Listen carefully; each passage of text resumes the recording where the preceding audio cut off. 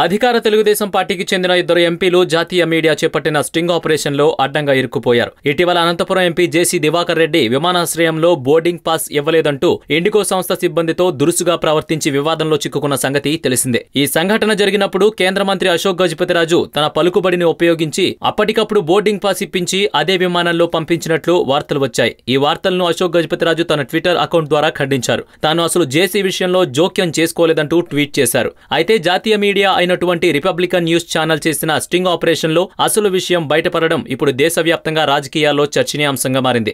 ఈ sting operation లో అవును, మంత్రి అక్కడే ఉన్నారు, అతనే మేనేజర్ తో మాట్లాడి బోర్డింగ్ పాస్ ఇప్పించాడు. అదే రోజు నేను హైదరాబాద్ వచ్చానని జేసీ అన్నారు.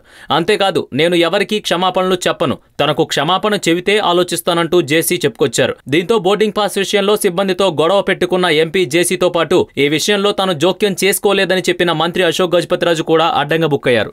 ఈ వీడియో మీకు నచ్చినట్లయితే లైక్ చేయండి, షేర్ చేయండి. మరిన్ని అప్డేట్స్ కోసం మా జనహితం టీవీని సబ్స్క్రైబ్ చేయడం మాత్రం మర్చిపోకండి.